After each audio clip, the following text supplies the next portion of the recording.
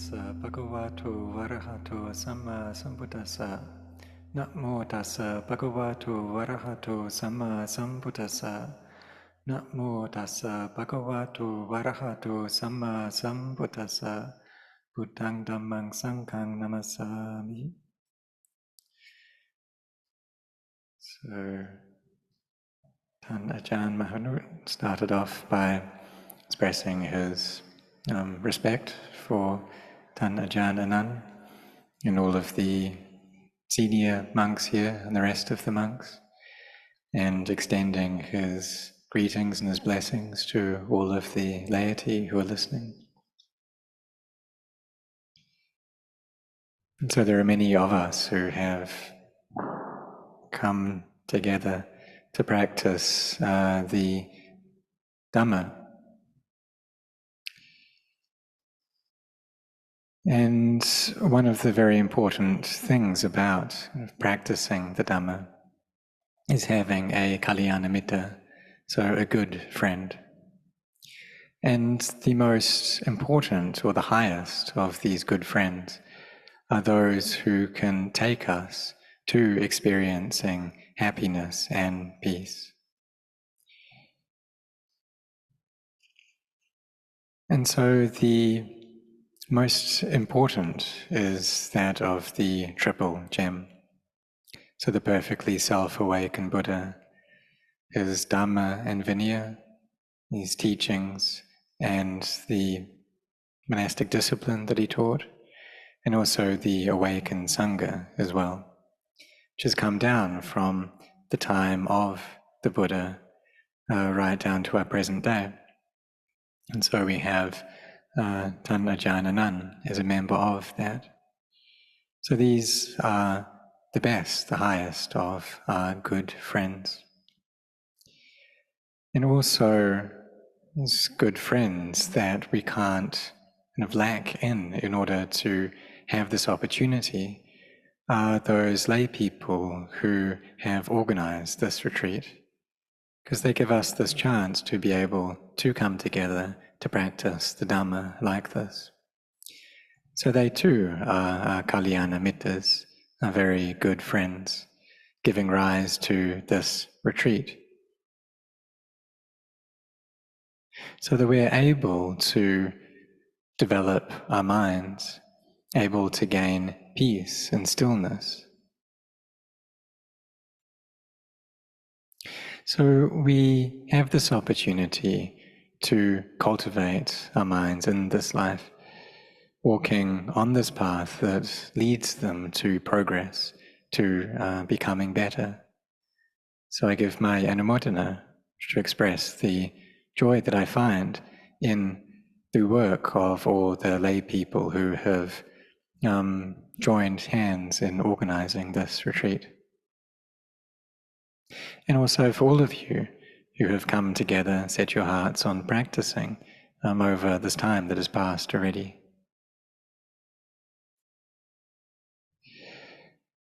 So we have these, or by practicing together, then we are being good friends to one another. We also gain this opportunity. And so I myself have an opportunity as well to join in this retreat, have the opportunity to practice, to meditate. And so my participation also depends upon the laity who have helped to organize this. So I feel a lot of happiness, a lot of joy to have good friends like you all of the laity, all of the monks who are coming together to practice with one another. So I give my anumodana to all of you. So many days have passed already, and how has it been? What's it like? When we talk about participating in a meditation retreat, something which is really focused on is that of sitting in meditation. But there's also another very important aspect, which is walking meditation as well. For the most part, people wish to be able to sit for long periods so that they're able to bring their minds to stillness, into a state of samadhi.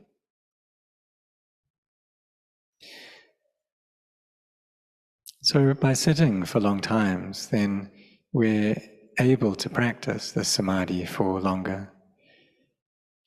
And so we can start off with an hour, trying sitting continuously for 1 hour, and then extend that to 2 hours, to 3 hours, without changing our posture during that sit. And when we're able to do that, then perhaps we can do it for even longer than that.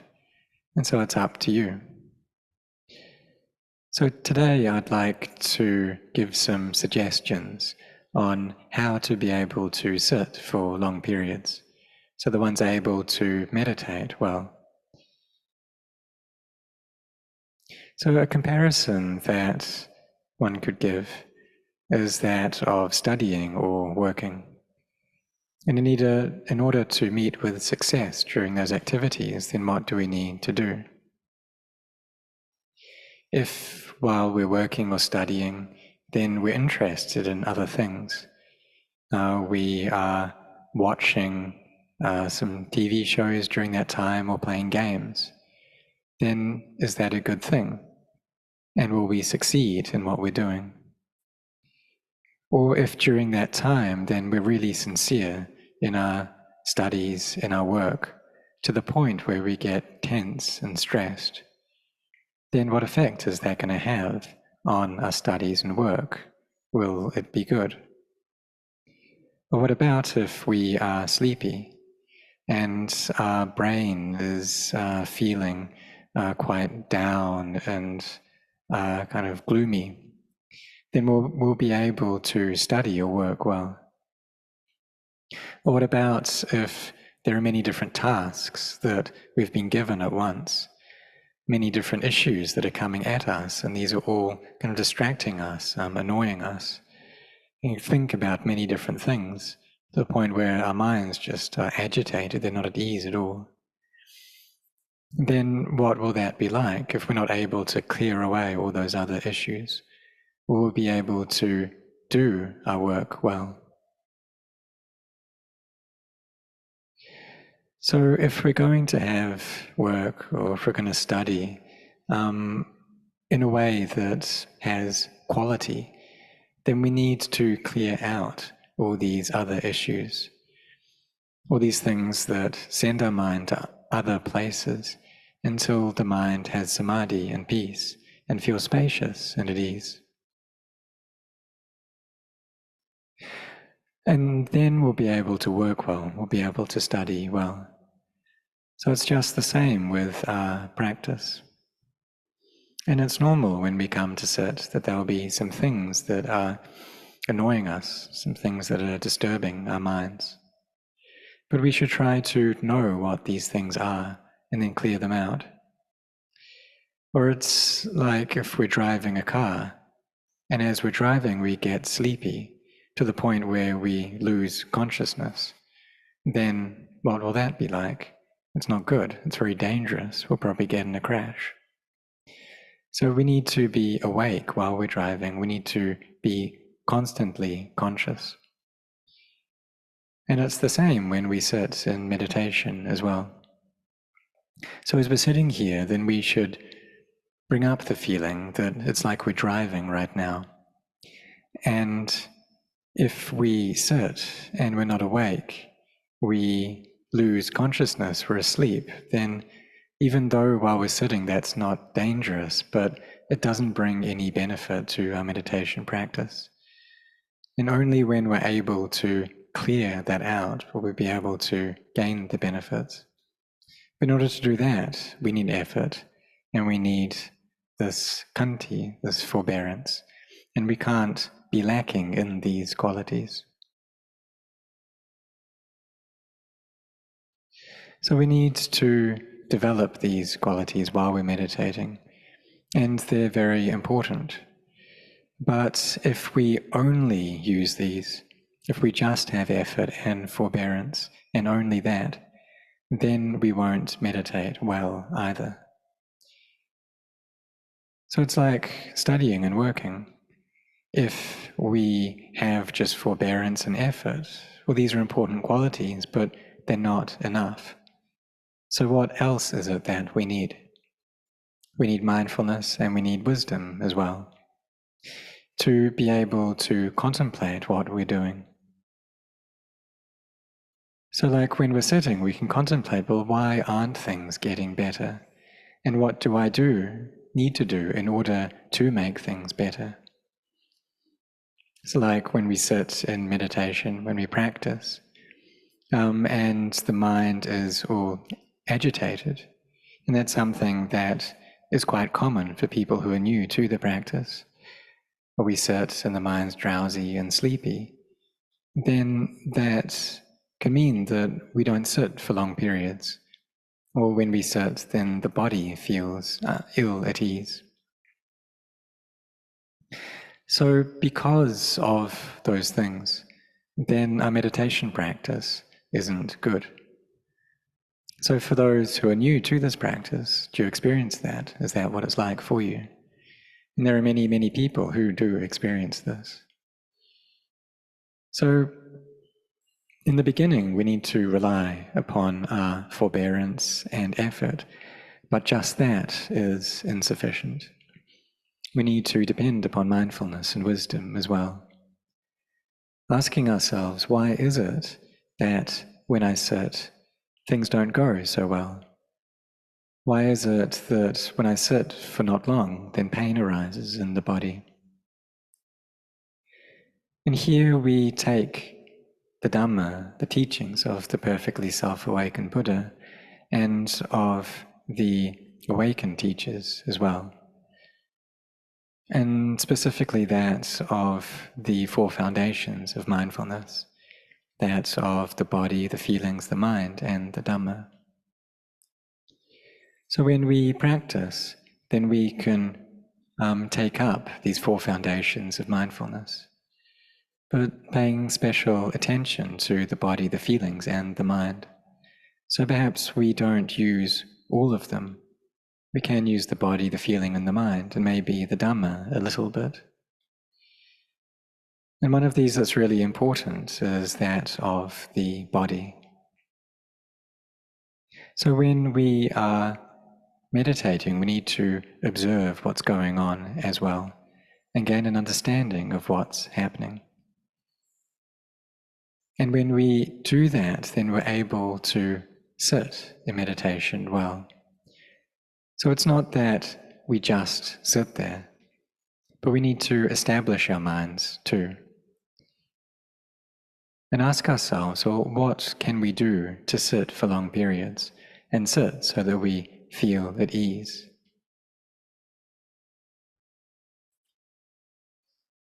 So we need to contemplate in this way so that we can sit without having to move and shift all the time. We can sit for long periods without having to get up. We reflect upon this and decide to observe what is going on within us.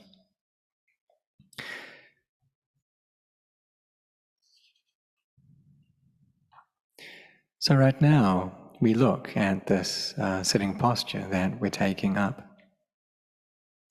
And when we sit in meditation, there are three aspects that we need to be aware of in order to be able to sit at ease.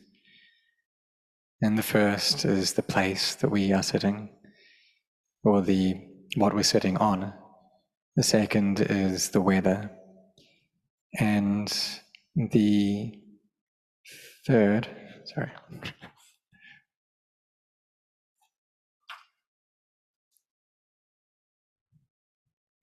and the third is observing the body and what happens when we sit for long periods.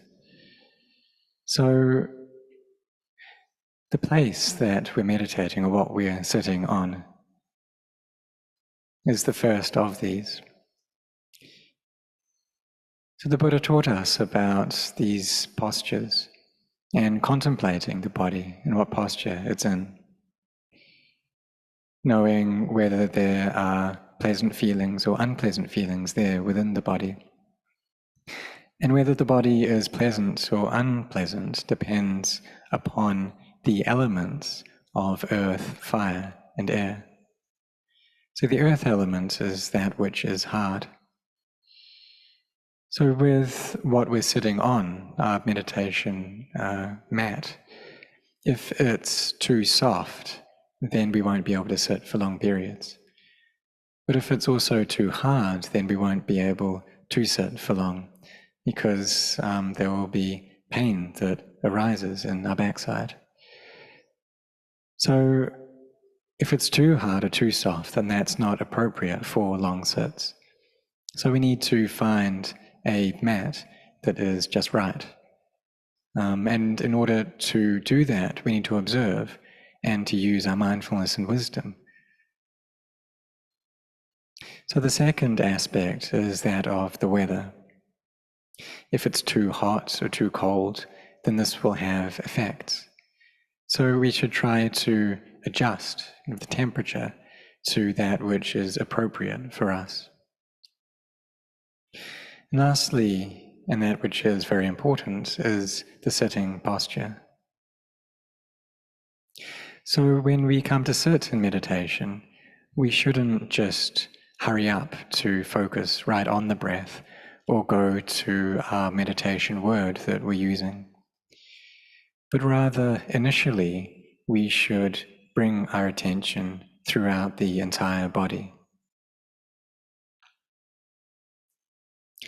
When we develop mindfulness, samadhi, during our work or during our studies, then if we have that samadhi is focused on external things. And having that samadhi, then there's a sense of ease and peace in the mind. And there's also mindfulness that is there. And when these qualities are present, then we'll be able to work well. But what we're doing now, it's not work or study. In meditation, our samadhi isn't focused on something externally, but it's internal. So it's in the body, it's in the Vedana, the feelings, and in the mind. So it's not external. So upon sitting, we should establish our awareness throughout the body, starting at the head and going down to the feet. And so observing the very subtle details within the body, right from the top of the head down to the soles of the feet. And asking ourselves what parts are there which feel uncomfortable. What about the body is out of balance right now? And one really important factor is that of the air element, this breath. And that the air element, it gives results or has effects on our sitting. So this air element, it's concerned with movement and also with stillness as well. So if we're sitting there and the body is really stiff, then that's going to constrain the breath and make it ill at ease. But also if we're leaning too much to one side, then we won't sit well either. And that will also make the breath uncomfortable and not flowing conveniently. So we need to observe our physical posture and the air element and try to adjust the body.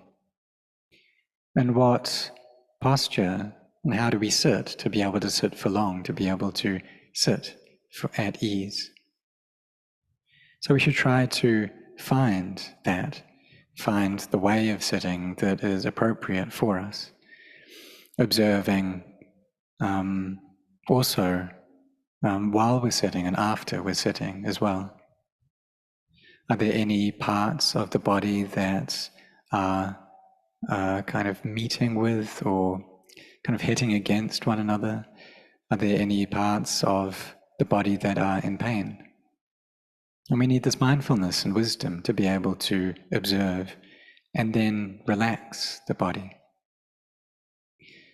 So when sitting for a long time, there should be this constant awareness over the body, knowing what is happening, knowing what it's like, trying to feel the body all the time, not allowing drowsiness or unconsciousness to appear.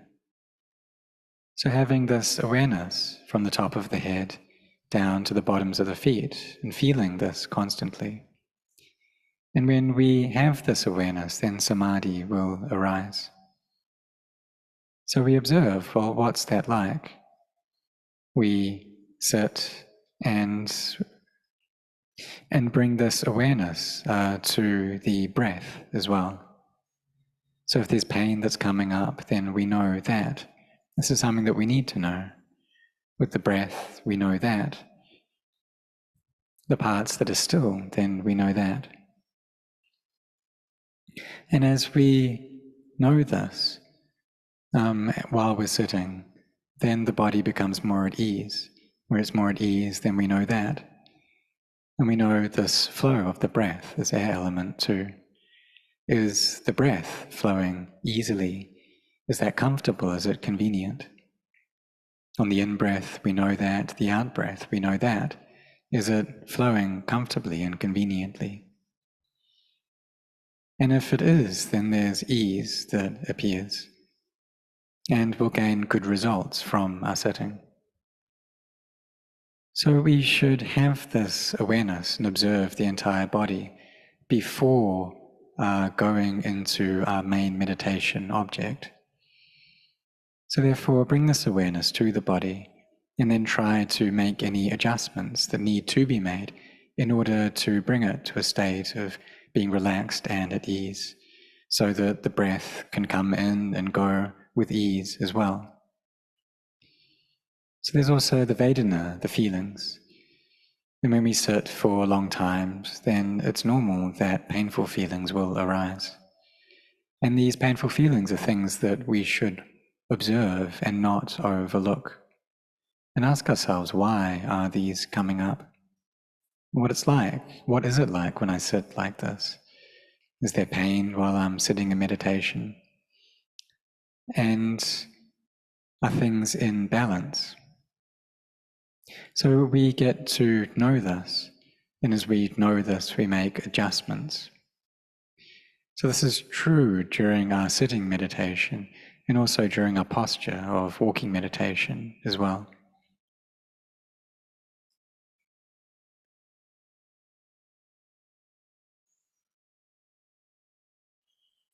So we bring this, there's this awareness over the breath. There's also this awareness over the hard parts of the body, the earth element, and we should know that as well. And then there are the feelings of coolness and of heat, and these we too should be aware of. This is the fire element. Then there's the air element, and of movement or of stiffness. So these are things that we should observe and then make appropriate adjustments to. It's not that we just sit there with effort and endurance, but we should make appropriate adjustments. And then when we fix whatever is out of balance, then there'll be more and more ease coming up. So this is to do with Vedana or feelings. And then there's the citta, the mind. This is something that we shouldn't forget about. We need to also have constant observation of the mind. So if the mind is restless, scattered, we need to know that. If it's stressed, we need to know that. If it's sleepy, we need to know that. If it's thinking here and there, we need to know that. If our thoughts are giving rise to anxiety or agitation, then we need to know that. And when we know these things, then we try to look after the mind well. So we bring up these establishments of the body, the feelings, and the mind. And we can also use Dhamma, so these meditation words that we use. So reciting Buddha, recollecting the virtues of the Buddha, the Dhamma, the Sangha. So all of these methods can help us to meditate better. So I'd like to suggest just these things, and I wish for all of you to gain good results in your Dhamma practice. May you be able to sit for long periods, for 2 hours, 3 hours, or perhaps even longer than that. And may all of you grow in your practice of the Dhamma.